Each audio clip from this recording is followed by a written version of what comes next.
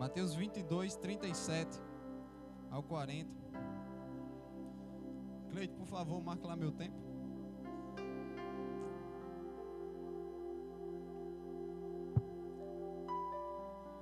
Todos encontraram? Eu escutei um não? Sim? Amém. Diz assim: Respondeu Jesus: Ame o Senhor, o seu Deus, de todo o seu coração, de toda a sua alma e de todo o seu entendimento. Este é o primeiro e maior mandamento. E o segundo é semelhante a ele: ame o seu próximo como a si mesmo. Destes dois mandamentos dependem toda a lei e os profetas. Então, esse estudo o Senhor me deu em uma das quintas-feiras, que como agora eu estou morando em Natal, nós fazemos os encontros com os jovens, né? Os homens especificamente, eu com os homens, Gigi com as mulheres. Toda quinta-feira nós temos um encontro online e ali nós falamos alguma coisa. Nesse período especificamente, estamos aprendendo com os discípulos de Jesus. E uma dessas quintas-feiras, não lembro qual exatamente, nós estudamos sobre o apóstolo João, que o autor lá falava, o apóstolo do amor. João é aquele discípulo lá que Jesus amava, como diz a Bíblia, e em suas cartas ele falou muito em amor. Ensinou sobre o amor para com Cristo, Cristo para com a igreja e de uns para com os outros. Então é isso que nós vamos aprender essa noite em nome de Jesus. O Senhor vai falar o coração de cada um aqui. Lá na carta de João, em 1 João 4, nós vamos aprender o primeiro benefício, vamos dizer assim, a primeira característica de alguém que ama. O amor gera altruísmo. E o que é isso? O amor de uns para com os outros. Lá em 1 João 4, 7, diz assim: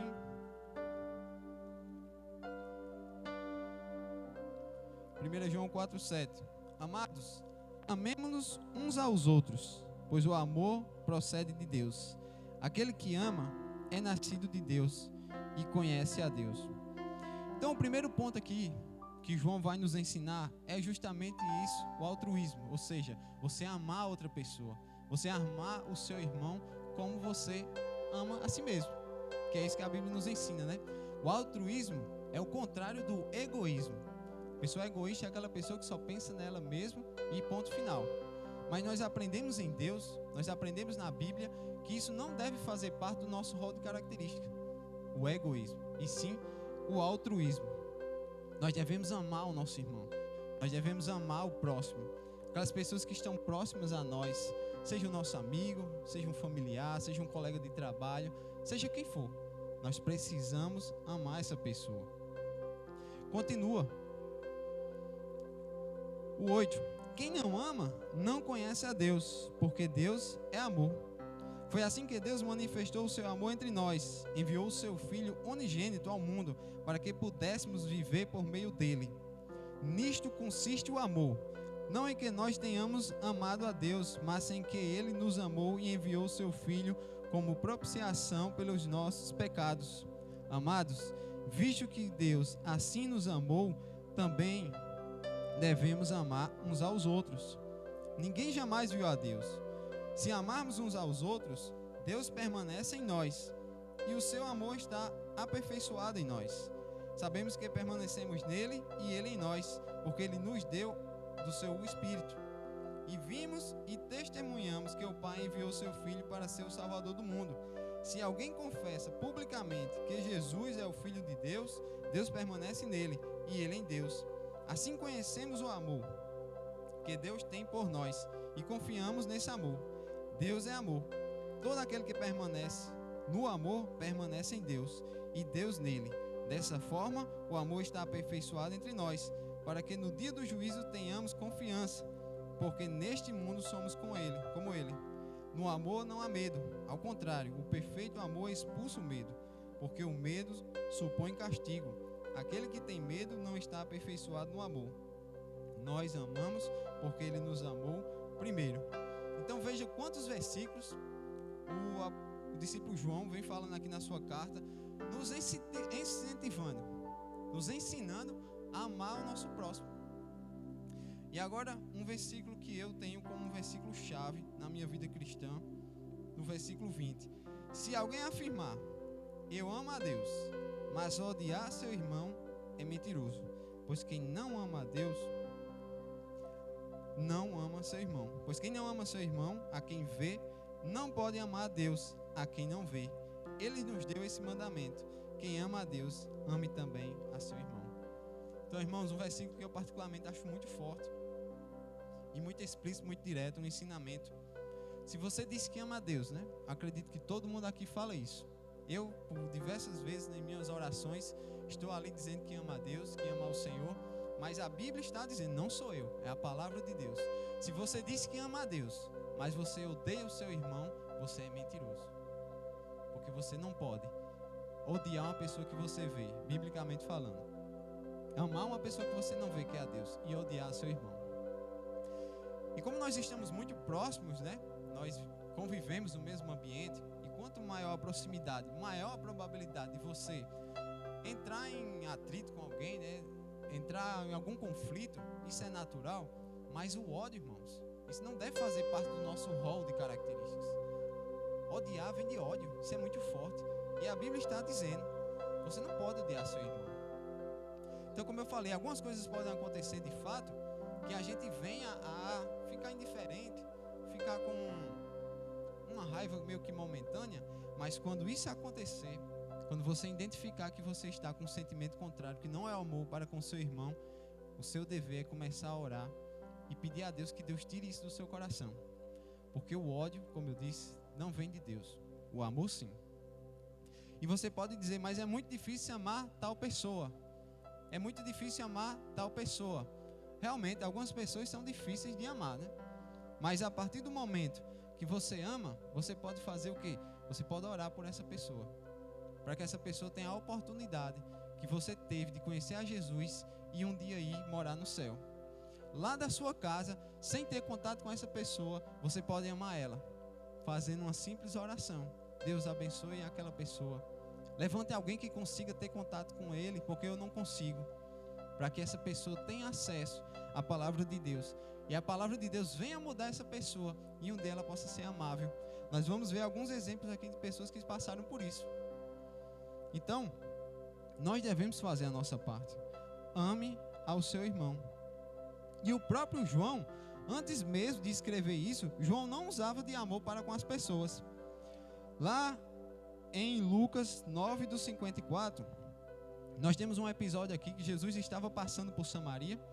Samaria era uma cidade politeísta, ou seja, adorava vários deuses, diferente de nós que adoramos a um único Deus. E com certeza eles passaram lá e viram algum ídolo, alguma estátua, não sei, alguma coisa referente à idolatria, porque era uma cidade idólatra, né? E aí lá em Lucas 9, 54, fala assim, Lucas 9, 54, não abri, Lucas 9, 54, fala assim, ao verem isso, os discípulos Tiago e João, esse João que nós estávamos falando, que falou tanto em amor, falou o seguinte, perguntaram, Senhor, queres que façamos cair fogo do céu para destruí-los? Então eles viram ali uma ação contrária à palavra de Deus, contrária àquilo que Deus tinha ensinado a eles, Jesus, que nós devíamos adorar a um Deus somente. Eles viram as pessoas ali adorando a vários deuses e eles ficaram indignados. Eles viram um erro e a primeira ação deles foi qual? Senhor, queres que peçamos que caia fogo do céu para consumir eles? E aí eu penso, irmãos, quem somos nós, né? Para julgar uma outra pessoa só porque o pecado dele está sendo visto por outras pessoas. Em uma outra pregação que eu já tive a oportunidade de trazer aqui, eu falei sobre isso. Os nossos pecados internos, né? Às vezes nós nos julgamos, nos achamos melhores do que outras pessoas, tão somente porque o nosso pecado, que nós pecamos, é interno, ninguém sabe. E o pecado da outra pessoa é externo. Então quando você vê um assassino, você vê um ladrão, você vê uma prostituta, enfim, você se acha no direito de julgar ele só porque o pecado dele é externo e o seu não? Nós somos pecadores, irmão, todos nós. Nós merecemos, nós precisamos, na verdade, da graça e da misericórdia de Deus. Porque só você sabe o que sobe ao seu coração. Só você sabe o que sobe à sua mente. E eu tenho certeza que você, como cristão, você luta contra isso. A outra pessoa, infelizmente, ainda não está conseguindo controlar os desejos dele. Mas um dia, ele pode controlar. Assim como eu controlei e tento controlar dia após dia. Assim como você controla e tenta controlar dia após dia. O pecado vem, não é? O pecado nos chega e a nossa ação, nós temos duas opções. Ou nós cedemos à tentação, ou nós resistimos firmes pela graça e misericórdia de Deus e continuamos firmes. E o irmãozinho lá, irmãozinha, ou sei lá quem, não consegue ainda. Então ore por ele. Ao invés de julgar, ore por essa pessoa, para que Deus dê força a ele, para que Deus dê força a ela, para que ela continue firme nos caminhos de Deus. Esse é o nosso papel. E não julgar. O pastor Firmino, quando esteve aqui, né, no encontro de casais, ele falou, ele pontuou um cenário bem interessante. Ele disse: e se chegar um monte de bandido aqui nessa igreja, de ladrão, assassino, qual será a sua atitude? Qual será a minha atitude, né? Jesus disse: eu não vim para os sãos, não é isso? Eu vim para os doentes, trazer pecadores ao arrependimento. Então, se nós somos discípulos de Jesus e o nosso mestre nos ensinou isso, nós precisamos também seguir os mesmos passos que Jesus. Se Jesus pregava para assassino, para prostituta, para pessoas que não valiam nada diante de uma sociedade, são esses que nós precisamos ir atrás também. Porque afinal de contas, muitos aqui vieram desses cenários também, não é verdade? Deus nos encontrou, Deus usou alguém para que alguém fosse lá e nos encontrasse, e nós estamos aqui, por graça e misericórdia. Então agora que nós estamos aqui, usufruindo dessa paz, dessa bênção, por que não atrair outros a Cristo? O nosso papel, o nosso dever é aproximar as pessoas de Deus e não afastar elas. Isso não cabe a nós. Com uma palavra, com uma ação, nós podemos afastar as pessoas de Deus, quando na verdade nós precisamos trazer essas pessoas. Então não precisamos julgar, nem muito menos condenar. Nós precisamos tão somente amar. Eu falei com uma pessoa que eu tenho proximidade, eu tenho intimidade, eu tenho abertura para fazer isso. Eu vinha notando a ausência dela nos cultos. E aí eu falei com uma pessoa, disse: olha, estou sentindo sua falta nos cultos, você não vai mais, o que é que está acontecendo? E ele me disse, até falei para os meninos no dia lá, ele me disse: eu estou sendo muito julgado. Muitas pessoas ali da igreja estão me julgando, estão me atacando, e ficou um ambiente ruim para eu conviver. Infelizmente eu escutei isso. E como eu disse, não é o nosso papel. Não é o nosso papel ver alguém caindo num abismo, empurrá-lo para que ele caia ladeira abaixo. O nosso papel enquanto cristãos é darmos a mão e ajudar ele a subir. E ele me disse isso, e aí eu comecei a conversar com ele, eu citei vários exemplos, mas infelizmente ainda não vi ele aqui. Espero vê-lo um dia. Então, irmãos, tenham isso em mente. Nós não precisamos julgar ninguém. Você queria ser julgado?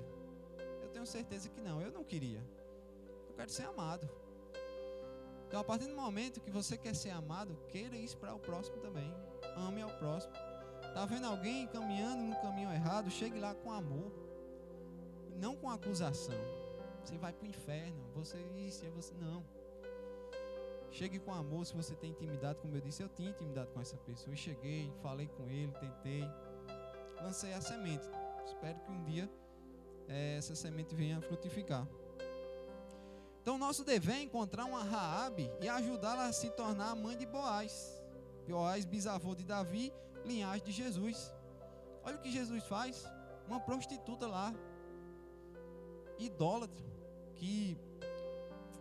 Como era o nome da cidade? Esqueci agora. Jericó. Cidade politeísta também. Então, muito provavelmente, ela era idólatra, além de ser prostituta. Mas Deus amou ela, a tal ponto que concedeu ela a fazer parte da linhagem de Jesus. Olha só.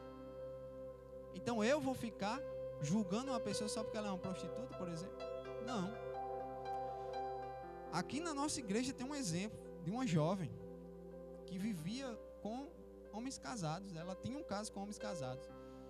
E uma mulher casada, ela deu testemunho, a mulher que vivia com outros homens, né? Ela deu testemunho aqui. Não vou falar nomes, porque eu não falei com ela. Mas ela disse, o que eu achei tremendo foi que a mulher era casada. E ela não teve medo de eu ir dar em cima do marido dela. Ela me chamou para a igreja. Ela me colocou dentro do carro dela com o marido dela e me discipulou.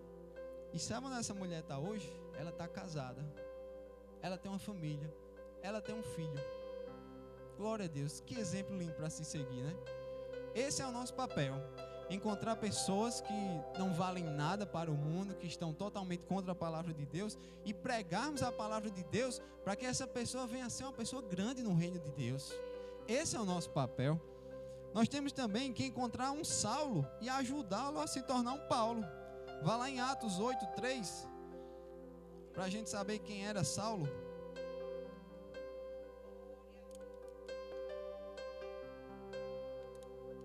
Não esqueçam, estamos falando do amor que gera altruísmo, pensar no próximo. Atos 8:3 vai falar quem era Saulo. Atos capítulo 8, versículo 3.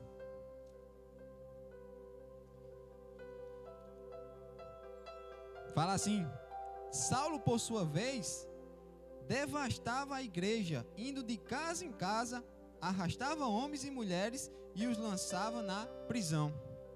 Paulo era o quê? Saulo era o quê? Um perseguidor.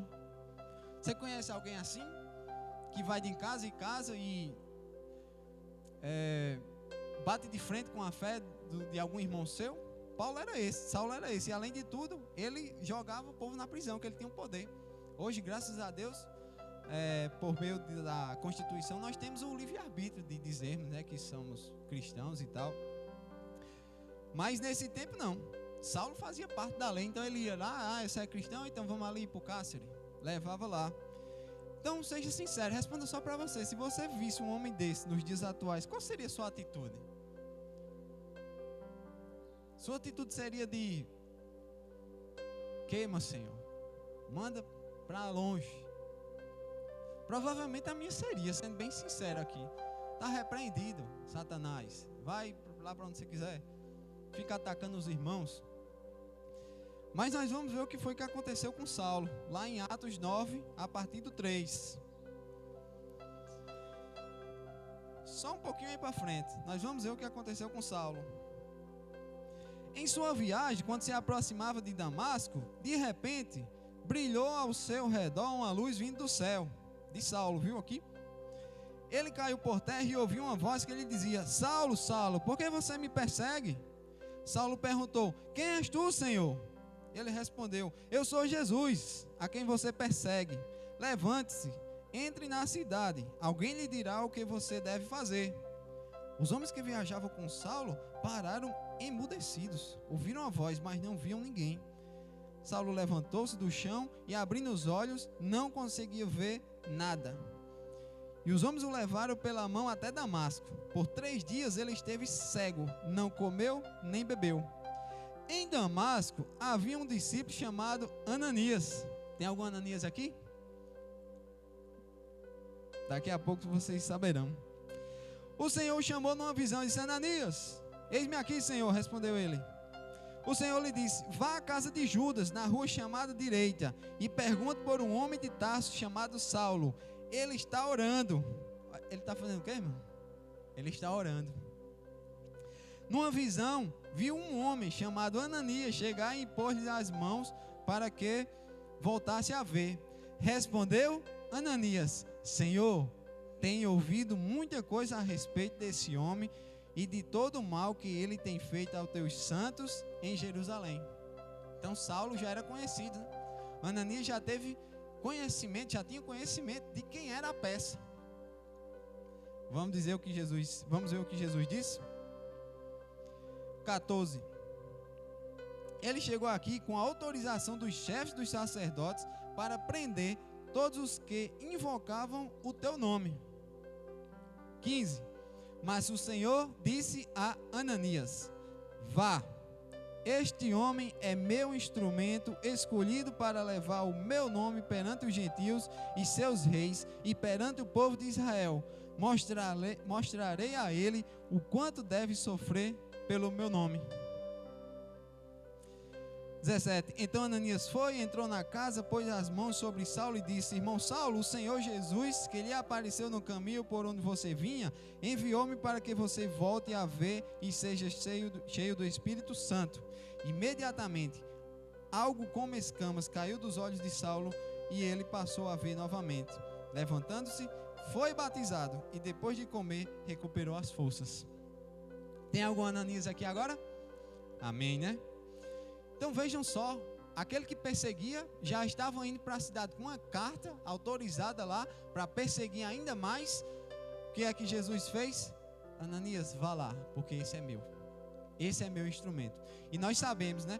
O que aconteceu com Saulo, ele vira Paulo e aí vai ser um dos maiores pregadores do Evangelho de Deus. Então de repente vocês encontram um Saulo e não sabem que ele é um Paulo.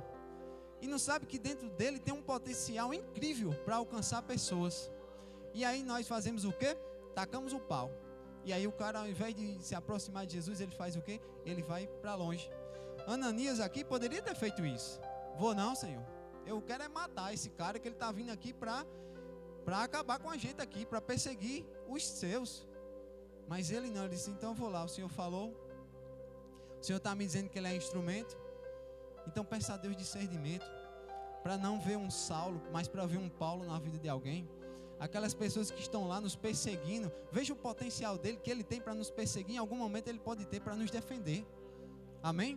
Então ore a Deus, peça força, peça sabedoria para chegar nessas pessoas. E aí de uma hora para outra Deus pode fazer coisas grandes. Deus pode transformar um Saulo em Paulo também, ainda nos dias de hoje. Então é encontrar também, eu sempre gosto de trazer exemplos para próximos de nós. Encontrar um Gese. Está por aí, Gese? Não, né? Gese que passava aí, jogava pedra na igreja. Não era isso? Que a família está aí, não era isso? Gese atacava, já atacava a família em casa, né? A Erivânia já era cristã e ele atacava ela, né? E aí está aí Gese, diácono. Com certeza são as pessoas que mais trabalham aqui na igreja, os diáconos. Tá lá carregando cadeira, limpando a igreja. Fizemos um culto ali na rua, falei com o Gese para que ele levasse as cadeiras, levou, trouxe sozinho, não chamou ninguém para ajudar ele. Eu disse: mas Gese, como é que você faz um negócio desse? Mas está aqui, uma pessoa que passava aí na frente jogando pedra na igreja, está agora servindo a Deus, um diácono. Talvez seja a pessoa que mais esteja aqui por causa do diaconato, né? Os diáconos. Está aí hoje. Então é encontrar um Gese que perseguia, que jogava pedra e ver nele o potencial de um futuro diácono, de um futuro servo de Deus, de um futuro evangelista, de um futuro levita, enfim. Amém?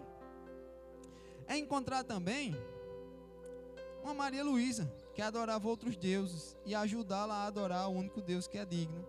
Pastor, né? Sempre falou de Luísa, que quando chegou aqui, Luísa ainda adorava outros deuses, cantava para outros deuses.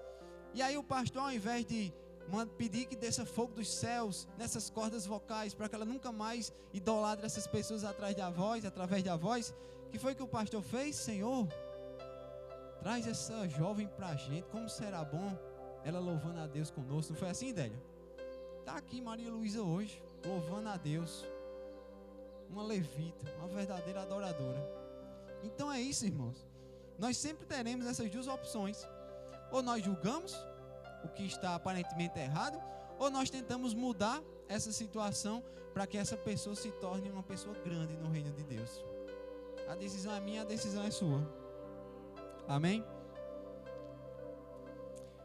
O segundo ponto, o amor gera fidelidade. 1 João 3, 9.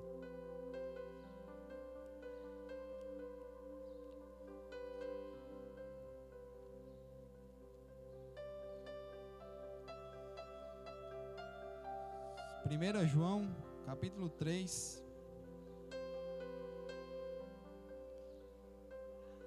versículo 9. Estamos falando agora do segundo ponto. o amor que gera fidelidade. 1 João 3,9. Todo aquele que é nascido de Deus não pratica o pecado, porque a semente de Deus permanece nele, e ele não pode estar no pecado, porque é nascido de Deus. Então perceba, eu falei no início, nós somos pecadores, somos. Mas perceba que o texto é bem enfático e explícito ao dizer que o 9, todo aquele que é nascido de Deus não pratica o pecado. Dá a ideia de continuidade. Algo que você faz rotineiramente, continuamente. Ou seja, eu pratico esporte. Então dá a ideia que eu pratico esporte rotineiramente, continuamente. É diferente de dizer eu sou um pecador. Às vezes eu peco. Entendeu a diferença? Então quem ama a Deus não pratica o pecado. Ou seja, não faz do pecado algo corriqueiro, constante na sua vida. Nós vemos um exemplo do rei Davi, 1 Reis 15:5. Olha só o que a Bíblia diz de Davi. 1 Reis, leitura bíblica de hoje. 1 Reis 15:5.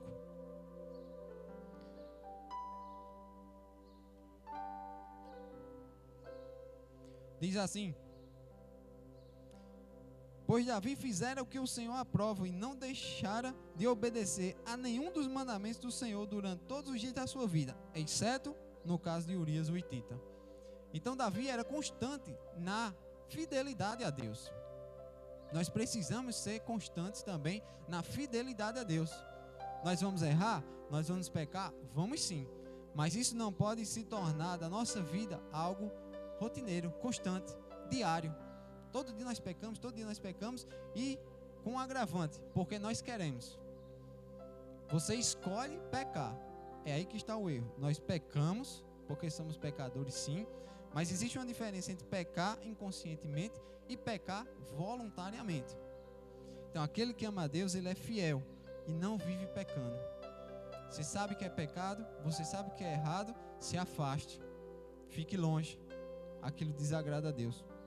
E nós vemos isso também, grandes consequências na falta de fidelidade, no caso de Salomão, né? Estamos lendo ali em 1 Reis, o que aconteceu, Salomão foi infiel, pecou se casando com as mulheres lá, que o Senhor tinha dito que não se casasse, e aí ele começa no final da vida a adorar aos deuses das mulheres, começa a criar ídolos, começa a criar momentos de idolatria, e ali levam todo um povo a pecar. Consequência disso, perdeu o trono. Deus tira as tribos, né? Deixa apenas uma tribo, como a Bíblia diz, por amor a Davi. Por amor a Davi, ele deixou uma tribo para que a descendência de Davi reinasse. Mas quando nós pecamos, quando nós não amamos a Deus ao ponto de não sermos fiéis a Ele, nós trazemos consequências para as nossas vidas, irmãos. E por último, o terceiro, o amor gera intimidade. Como diz, né? O discípulo a quem Jesus amava, como está lá em João 21:20. Os episódios que evidenciam a intimidade de João para com Jesus: na ressurreição da filha de Lázaro, transfiguração de Jesus, João acompanhou isso. Preparativos para a última ceia, Jesus pede para que João e Pedro vão lá preparar. Na ceia, João senta ao lado de Jesus, que como era a forma que era distribuído, as pessoas naquela mesa mostrava a intimidade de cada um. João estava do lado de Jesus, ou seja, ele era íntimo de Jesus. E na minha opinião, o ápice da intimidade de João com Jesus está lá em Apocalipse 1. Abra lá, por favor. Apocalipse 1, versículo 1. Estamos falando agora do amor que gera intimidade. Você ama ao Senhor? Se você ama a Deus, você tem intimidade com Ele. João amava a Deus e ele tinha intimidade com Deus. E olha o que aconteceu com João. Apocalipse 1:1. Revelação de Jesus Cristo que Deus lhe deu para mostrar aos seus servos o que em breve há de acontecer. Ele enviou o anjo para torná-la conhecida ao seu servo João, que dá testemunho de tudo o que viu. Simplesmente Jesus concede a revelação do que vai acontecer a João. Eu tenho certeza que você não revela os seus segredos a qualquer pessoa. com certeza é alguém muito íntimo seu. Alguém que você ama, alguém que você sabe que pode contar com a fidelidade daquela pessoa. Então o próprio Deus fez isso também. O que há de acontecer, uma das maiores revelações da Bíblia, que ainda vai acontecer, é revelado a João. Será que foi por acaso? Ou será que João amava a Deus a tal ponto de Deus confiar a ele uma revelação tão grande? E lembre-se que em um momento, João vê alguma coisa que ele vai escrever e o anjo diz: não, isso você não escreva. Existem coisas aqui que só João sabe, nem nós, nem ninguém saberá. Porque foi tão íntimo que Deus não permitiu que nós soubéssemos. O anjo disse: não escreva isso. E acontece isso conosco, né? Existem pessoas tão íntimas nossas que nós falamos algo e aquilo morre ali. Mas como eu disse, para você chegar a um nível de confiança desse, você precisa amar muito a pessoa. Você precisa confiar muito na pessoa. Será que Deus lhe ama a tal ponto de revelar alguma coisa a você? Será que você tem intimidade, você tem buscado intimidade com Deus para que Deus revele as coisas para você? Para que você encontre um Saulo? Para que você ore e diga: Senhor, abre os meus olhos. Quem? Me mostra um Paulo aqui que está dentro de um Saulo desse. Me mostra uma Raabe que está aqui dentro de uma mulher dessa. Me mostre, Senhor. O Senhor não mostrará se Ele não confiar em você, se você não amar a Deus ao ponto de ter intimidade. Existe um preço a se pagar. Você tem pagado esse preço de amar o Senhor verdadeiramente, a ponto de ser fiel para com Ele, a ponto de pensar nos próximos, nos outros, e a ponto de ter intimidade com Deus? Então, para concluir, quero chamar o Ministério de Louvor. Precisamos amar a Deus ao ponto de adquirirmos essas e outras características inerentes ao amor. Então, irmãos, sejamos altruístas. Primeiro ponto: ame ao teu próximo, não julgue ele. Ame ele como você gostaria de ser amado. Pense em você antes de julgar alguém. Você gostaria de ser julgado? Eu tenho certeza que não. Então não julgue. Aquele que você não quer para você, não queira para o próximo também. O segundo, o amor que gera fidelidade. Ame a Deus ao ponto de ser fiel a Ele, de não trocar o amor dele por ninguém, nem por nada. Quando você ama alguém, você não quer outra pessoa, né? Você quer aquela pessoa exclusivamente para você. Então você é fiel àquela pessoa. Seja fiel também para com Deus. Não procure outro Deus. E o amor gera intimidade. Seja íntimo de Deus. Ame a Deus a tal ponto que você seja íntimo com o seu Deus, para que Ele possa lhe revelar coisas escondidas que Ele pode revelar. Basta você tão somente atingir esse nível de intimidade com Ele. Amém?